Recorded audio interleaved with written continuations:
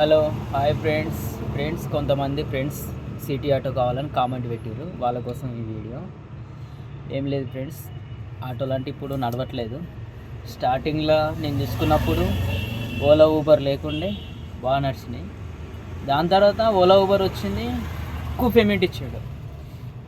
Weekly bank అకౌంట్లో 3000 2000 పడుతూనే ఉంటుండే. ఊబర్లో కానీ ఓలాలో కానీ ఇన్స్టెంట్ ఎక్కువ. ఇంతగానో అమౌంట్ ఎందుకు ఇస్తుండో మాకు అర్థమైతే కాదు. ఆ డెవలప్ కాని కోసం అంత అమౌంట్ ఎక్కువ వేసుకుని ఇప్పుడు మాత్రం అమౌంట్ అంతా తగ్గించేసాడు. కాంపిటీషన్ ఎక్కువైంది కాబట్టి అలాగా ఫ్రీ బస్సులని, ఆన్లైన్ షాపింగ్ మనీ, మళ్ళీ 2 వీలర్ బైక్స్ వచ్చినాయి.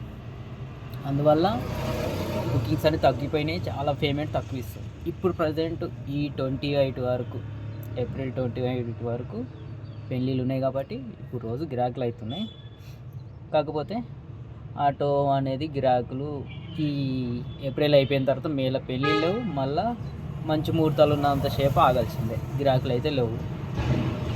ఇక ఎలాగో తీసుకుంటాను అనుకుంటే వాళ్ళ కోసం చెప్తాను. కొత్త ఆటో వచ్చేసి 5 లక్షలు పైన ఉంది. ఈఎంఐ 15,000 కంటే పైన ఉంటుంది, అది కట్టలేకపోతాం. సెకండ్ ఆటో అంటే 3 lakhs లోపు ఉంటుంది. నా ఆటో వచ్చేసి 19 ఎండింగ్ సెప్టెంబర్లో తీసుకున్నా. 353లా అమ్మే పొజిషన్, కానీ కండిషన్ ఉంటుంది. మీరు సెకండ్ ఆటో తీసుకోవాలనుకుంటే 20 లోపు తీసుకోండి.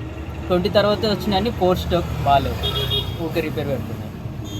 మళ్ళీ మీరు ఆటో తీసుకోవాలనుకుంటే సెకండ్ హ్యాండ్లో 2 టైర్లు పోసే ఆటోలో తీసుకోండి. సిటీ ఆటోల గురించి చెప్తున్నా. 2 టైర్ల ఆటోలు తీసుకుంటే అవి రిపేర్ ఎక్కువ ఇవ్వయి, అందరూ చేస్తారు.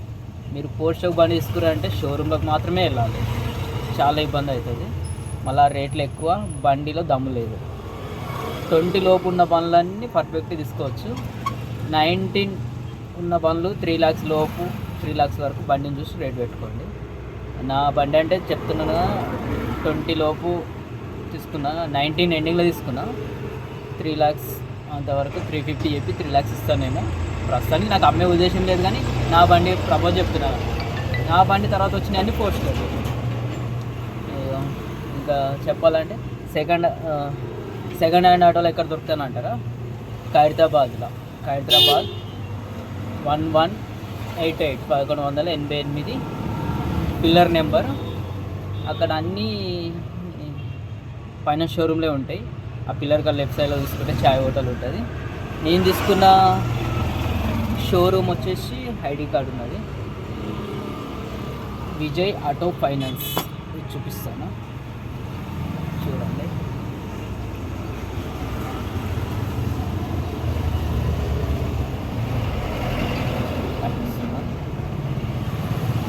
తెలియలేదు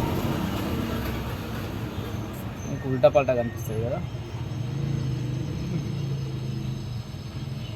ఇదేంటి మీకు ఉల్టా పల్టా కనిపిస్తుంది?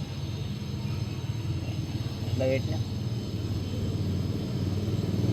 లేదా?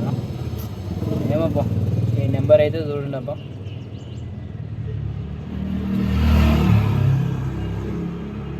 ఎట్లా పెడితే మీకు క్లారిటీ వస్తుంది. ఫస్ట్ చెక్ చేసుకుంటా. విజిటింగ్ కార్డు ఉల్టా పల్టా పెట్టడానికి వస్తుంది. నేను తమిళలో నెంబర్ ఇస్తాను. విజయ్ ఫైనాన్స్ షాప్ నెంబర్ 9 ఉంటుంది. నేను అందులో తీసుకున్నా. అక్కడ అన్ని షాపులు ఉంటాయి. మీరు వెళ్ళి ఓల్డ్ బాళ్ళు చూడండి, చూసి తీసుకోండి. ఇంకా ఆటోనే కాక మీరు ఏ బిజినెస్ అయినా మంచిగా సక్సెస్ అవ్వాలంటే 3 ఉండాలి: ఓపిక, పట్టుదల, పైసని దొరకబట్టడం, ఖర్చు చేయకుండా ఉండడం.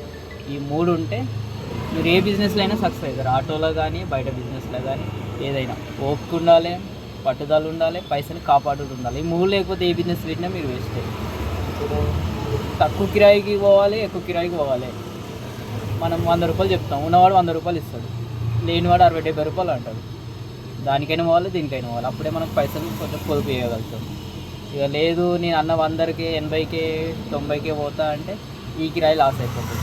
మనం ఉన్న వాళ్ళని చూడాలి, లేని వాళ్ళని చూడాలి. మళ్ళీ నేనేం చేస్తానంటే, ఎవరన్నా పోతే రిటర్న్ కూడా వస్తారని అడుగుతాను గిరాకీ లేని టైంలో. మళ్ళీ మేడం మీరు రెగ్యులర్గా ఇక్కడికి వస్తారా అని పర్మనెంట్ కిరాయిలు మాట్లాడుతున్నాను. అట్లనే స్కూల్ మాట్లాడుతున్నాను. పర్మనెంట్ కిరాయిలు మేడంలో నేను గమనిస్తాను. వాళ్ళ ఆఫీస్లో పోతారా, ఇంట్లో పోతారా, ఆఫీస్లోకి పోయారంటే మేడం మీరు డైలీ వస్తారా, మరి అదే అమౌంట్ నాకు ఇచ్చేయండి నేను డైలీ కొడతాను.